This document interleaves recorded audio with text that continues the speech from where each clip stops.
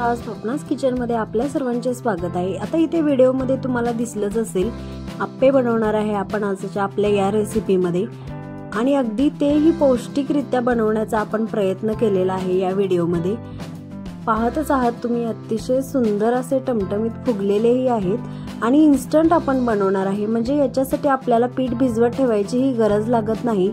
ते आपण लोखंडी तव्यावरती आप्पे बनवणार आहे। जो आप्प्याचा तवा भेटतो म्हणजे बिडाचा तवाही बोलतात त्याला, त्या तव्यामध्ये आपण बनवणार आहे। नवीन घेतलेला आहे मी, तो पहिल्यांदा स्वच्छ कसा करायचा तो त्याचाही व्हिडिओ मी तुम्हाला या बरोबरच शेअर करत आहे। याच्या सोबतच मी तुम्हाला आप्पे पहिल्यांदा मी लोखंडी तव्यामध्ये कशा पद्धतीने बनवले आणि कसे झाले आणि स्वच्छही कसा तवा केला तेही या व्हिडिओमध्ये मी शेअर करत आहे। पहिल्यांदा तर इतर रेसिपीचं मी साहित्य घेतलेलं आहे ते तुम्हाला दाखवत आहे। तांदूळ इथं 3 वाट्या मी स्वच्छ धुवून भिजवून घेतलेले आहेत। 1 वाटी उडदाची डाळ सोबतच मेथीचे दाणेही भिजवून घेतलेले आहेत। 3 वाटी तांदळासाठी मी 1 वाटी उडदाची डाळ भिजवून घेतलेली आहे। 1 चमचा मेथीचे दाणे भिजवून घेतलेले आहेत। सोबतच आपण ज्या वाटीने तांदूळ मोजून घेतलेले आहेत त्याच वाटीने 1 वाटी पोहे भिजवून स्वच्छ धुवून घेतलेले आहेत आणि 1 मोठा बटाटा आपण शिजवून छोटे पीस करून घेतलेला आहे, तोही आपण यासोबतच वाटून घेणार आहे। पहिल्यांदा तांदूळ आपण इथे मिक्सर मध्ये अशा पद्धतीने एकदम बारीक पेस्ट करून घेणार आहे। अगदी बारीक पेस्ट आपल्याला इथं करून घ्यायची आहे। तांदूळ आपल्याला साधारणतः 1 तास किंवा 2 तास भिजवले तरी पुरेसे होतात, जास्त वेळ भिजवत ठेवायची ही गरज लागत नाही। इथं आता पहिल्यांदा आपण तांदूळ वाटून घेतलेले आहेत। आता नंतर आपण इथं जी उडदाची डाळ भिजवून घेतलेली आहे तेही वाटून घ्यायची आहे। उडदाची डाळ वाटल्यानंतर भरपूर क्वांटिटीमध्ये होते, म्हणजेच की एवढ्या साहित्यामध्ये भरपूर असं बॅटर बनून तयार होतं।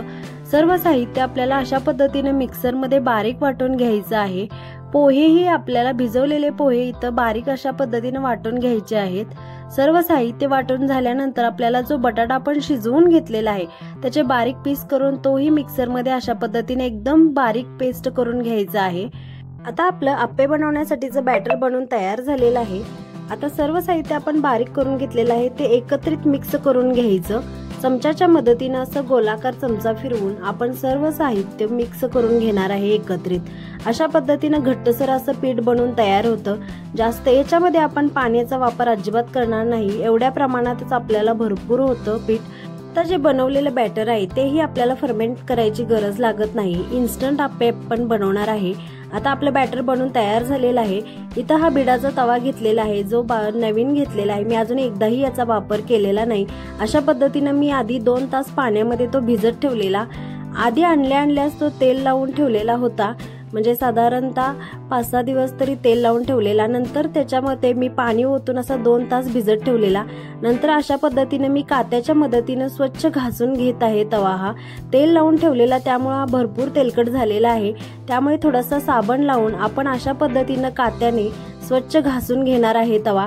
त्याच्यातील पहिल्यांदा तेलकट घाण, जो सुरुवातीला काळा असा तवा असतो, हा तेलकटपणा आणि जी काळी घाण आहे ती निघून जाण्यासाठी आपल्याला इथं कात्याने स्वच्छ घासून घ्यायचं आहे। नंतर ज्यावेळी आपण रेग्युलर तवा यूज करतो त्यावेळेस मात्र आपल्याला इथं कात्याचा वापर नाही करायचा, फक्त पाण्याने आपल्याला स्वच्छ धुवून ठेवायचा आहे तवा। म्हणजे काय होतं, त्याचा तेलकटपणा जात नाही आणि ज्यावेळेस आपण आप्पे किंवा डोसे कोणताही लोखंडी तवा वापरत असताना तेलकटपणा न गेल्यामुळे पटकन उलटले जातात, आप्पेही पटकन उलटले जातात आणि डोसाही उलटला जातो, आंबोळ्याही उलटल्या जातात। म्हणून हा तवा नेहमी तेलकट असणं गरजेचं आहे। आता इथं स्वच्छ करून झालेला आहे तवा आपला। पहिल्यांदा तर इथं आपण कांद्याचा वापर करणार आहे तव्याला लावण्यासाठी। कांदा वापरला म्हणजे आप्पे पटकन उलटले जातात।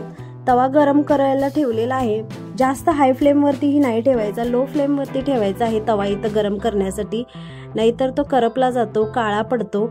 म्हणून लो फ्लेम वरती गरम करून घ्यायचा। तोपर्यंत आपण इथं थोडंसं बॅटर काढून घेतलेलं आहे आप्पे बनवण्यासाठीचं, जे आपण बनवून ठेवलेलं त्याच्यातील। आता त्याच्यामध्ये आपण जे आपल्या इच्छेनुसार भाज्यांचा वापर करणार आहे, इथे मी 1 कांदा, 1 टोमॅटो, 1 गाजर किसून घेतलेला आहे। कांदा आणि टोमॅटो बारीक चिरून घेतलेला आहे। मिरची, आलं लसणाची पेस्ट बारीक करून घेतलेली आहे 2 चमचे आणि भरपूर अशी कोथिंबीर बारीक चिरून घेतलेली आहे। हे सर्व साहित्य आपण बॅटर मध्ये असं मिक्स करून घेणार आहे। असे कलरफुल असे आप्पे बनवणार आहे आपण, अतिशय हेल्दी होतात आणि चवीलाही छान लागतात। इथं आपल्याला पीठ भिजवत ठेवायची ही गरज लागत नाही। झटपट आप्पे बनवण्यासाठी अशा पद्धतीने बॅटर तुम्ही नक्की बनवून पहा। ते आपण लोखंडी तव्यामध्ये बनवत आहोत, त्यामुळे अतिशय पौष्टिक हे असे आप्पे बनवून तयार होतात। आता थोडे जाळीदार होण्यासाठी इथं आपण इनोचा वापर केलेला आहे। अर्धा चमचा इनो आपण इथं वापरणार आहे। इनो ऍक्टिव्हेट होण्यासाठी त्याच्यावर थोडंसं पाणी अशा पद्धतीने ओतायचं, म्हणजे बबल्स तयार होतात आणि इनो ऍक्टिव्हेट होतो। परत आपल्याला इनो सर्व पिठामध्ये व्यवस्थित मिक्स करून घ्यायचं आहे। अशा पद्धतीने मिक्स करून घ्यायचं, ज्यामुळे काय होतं, ज्यावेळेस आपण करायला घेणार आहे आप्पे त्यावेळेसच आपल्याला इथं इनो मिक्स करून घ्यायचं आहे पिठामध्ये। जास्त आधीही मिक्स करून नाही ठेवायचा, करायच्या अगोदरच फक्त आपल्याला इथं मिक्स करून घ्यायचं आहे। म्हणूनच तवा ही जाड असल्यामुळे आधी मी गरम करायला ठेवलेला आहे। लो फ्लेम वरती आपण गरम करून घेणार आहे, त्यामुळे मी आधीच गरम करायला तवा ठेवलेला आहे आणि इथं बॅटर बनवून घेत आहे। आता इथं आपला तवाही गरम झालेला आहे, तुम्ही पाहतच आहात। पहिल्यांदाच आपण इथं तवा वापरत आहे, त्यामुळे तेलाचा थोडा जास्त वापर मी इथं करत आहे, जेणेकरून आप्पे आपले चिकटले जाऊ नयेत, पटकन उलटले जावेत, यासाठी मी इथं थोडं तेल जास्त वापरत आहे। आणि ते व्हिडिओमध्ये दाखवल्याप्रमाणे अशा पद्धतीने एक छोटा कांदा मी ज्याचं कव्हर काढून घेतलेला आहे आणि तो चाकूच्या टोकाला असा घुसवून घेतलेला आहे। त्याच्या मदतीने आपण अशा पद्धतीने तव्याला पूर्ण सगळीकडे कांदा असा लावून घ्यायचा आहे, म्हणजे काय होतं, आप्पे आपले चिकटणार नाहीत तव्याला। कांदा असा व्यवस्थित परतून सगळीकडे लावून घेतला की आप्पे पटकन उलटले जातील आणि आप्प्यांना छान फ्लेवरही येतो कांद्याचा। तेल लावून झाल्यानंतर मग इथं दाखवल्याप्रमाणे अशा पद्धतीनं कांद्याचा आपण वापर करून घ्यायचा आहे। आता इथं आपले व्यवस्थित सगळीकडे तेल लावून झालेलं आहे तव्याला आणि नंतर आपण याच्यामध्ये आता बॅटर घालून घ्यायचं। इथं आता आपण इनो वापरलेला आहे, त्यामुळे आपलं इथं आप्पे फुगणार आहेत। आताही लोखंडी तवा वापरत असताना सेम प्रोसिजर तुम्हाला करून घ्यायची आहे। कांदा पहिल्यांदा आपल्याला याच्यावरती तव्यावरती भाजून घ्यायचा। कांदा भाजून घेतल्यामुळे तवा वापरायला सोपा पडतो।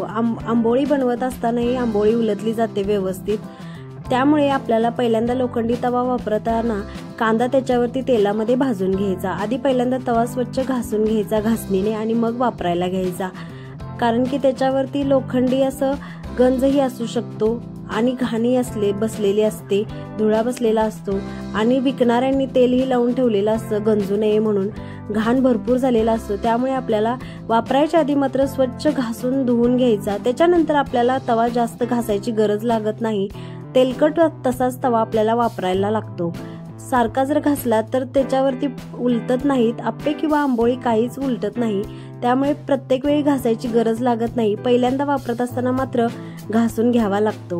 अशा पद्धतीने इथं तुम्ही पाहिलंच असेल, पहिल्यांदा आप्पे बनवलेले आहेत तव्यामध्ये आणि परफेक्ट जमलेलेही आहेत आणि फुगलेलेही आहेत। इन्स्टंट आपण बनवलेले आहेत बॅटरचे आप्पे, त्यामुळे आप्पे फुगलेलेही आहेत आणि दिसायलाही खूप सुंदर झालेले आहेत आणि लोखंडी तव्यामध्ये असल्यामुळे पौष्टिकही झालेले आहेत खाण्यासाठी। सेम त्याच पद्धतीने दुसऱ्या वेळेसही आपण इथं आप्पे बनवून घेणार आहे। पहिल्यांदा तर आप्पे आपले परफेक्ट झालेले आहेत, आता दुसऱ्यांदाही आपण बनवून घेत आहे।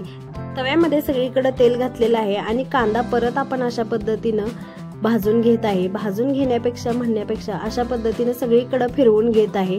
कांद्याचा फ्लेवरही खूप छान लागतो आप्प्यांना, त्यामुळे आपण इथं कंपल्सरी कांदा हा वापरायचाच आहे। लोखंडी भांड्यांमध्ये बनवलेला कोणताही पदार्थ हा चवीलाच लागतो। आता हा तवा आपण एकदा घेतला की आपल्याला आयुष्यभरासाठी पुरेसा होतो, म्हणजेच की खराब होत नाहीच। त्याचबरोबर जेवढा आपण त्याचा यूज करल, म्हणजे जेवढा आपण वापरल तेवढा तो छान बनतो, म्हणजे त्याच्यातील पदार्थ छान टेस्टी बनतात आणि तव्याला असा तेलकटपणा येतो। नंतर तर आपल्याला तेल लावायची ही गरज लागत नाही, ऑटोमॅटिक तो नॉनस्टिकचा तवा बनला जातो। रेग्युलर आपण त्याच्यामध्ये जर बनवत गेलो तर अशा पद्धतीने तवा आपला परफेक्ट असा नॉनस्टिक पॅनही बनवू शकतो। त्यामुळे जर तुम्ही लोखंडी तवा वापरात आणणार असाल तर तो तुम्हाला रेग्युलर यूज करायला लागेल, जास्त दिवस ठेवला तर गंज चढण्याची शक्यता असते। अशा पद्धतीने आता आपले लोखंडी तव्यातील आप्पे बनवून तयार झालेले आहेत। इथं आपण आता आप्पे सोबत खाण्यासाठी ओल्या नारळाची चटणीही बनवून घेत आहे। 1 वाटी इथं ओल्या नारळाचे तुकडे घेतलेले आहेत, 2 मिरच्या बारीक चिरून घेतलेल्या आहेत, आलं आणि लसूण थोडं चवीनुसार घेतलेलं आहे। आता याच्यामध्येच आपण कोथिंबीर बारीक चिरून टाकलेली आहे आणि फुटाण्याची डाळ 2 चमचे वापरणार आहे। फुटाण्याच्या डाळीमुळेच तर आपली चटणी मस्त ठीक होते आणि चवीलाही लागते, पाणी वेगळं आणि खोबरं वेगळं होत नाही, त्यामुळे फुटाण्याची डाळ कंपल्सरी चटणीमध्ये वापरलीच पाहिजे। आता इथं आपण बारीक करून घेतलेलं आहे खोबरं, तर त्याच्यावरती आपण अशा पद्धतीने फोडणी करून ओतणार आहे। फोडणी ओतल्यामुळे छान टेस्ट लागते चटणीची। अशा पद्धतीने आता फोडणीसाठी कढीपत्ता, मोहरी आणि जिरेच फक्त वापरलेले आहेत आणि ते जे आपण बारीक खोबरं करून घेतलेलं चटणीसाठीचं त्याच्यावरती फोडणी ओतून घ्यायची आणि चमच्याने मिक्स करून घ्यायचं। चवीनुसार याच्यामध्ये मीठ ऍड करायचं आहे आपल्याला। तुम्ही अशा पद्धतीने अगदी सोप्या पद्धतीने चटणी बनवू शकता। छान चवीला लागते अशा पद्धतीची चटणी। फायनली आपले लोखंडी तव्यातील आप्पे आणि ओल्या खोबऱ्याची चटणी तयार झालेली आहे। रेसिपी तुम्हाला कशी वाटली कमेंट करून नक्की कळवा आणि रेसिपी आवडली असल्यास व्हिडिओला नक्की लाईक करा, शेअर करा आणि कमेंट करायलाही विसरू नका। आणि अशाच सिंपल रेसिपींसाठी आपल्या चॅनलला नक्की सबस्क्राईब करा। तुम्ही माझ्या व्हिडिओंना छान सपोर्ट करत आहात त्यासाठी तुमचे मनापासून खूप खूप धन्यवाद। आणि बिडाच्या तव्याबद्दल टिप तुम्हाला जर आवडली असेल तर नक्की कमेंट करून सांगा। थँक्यू।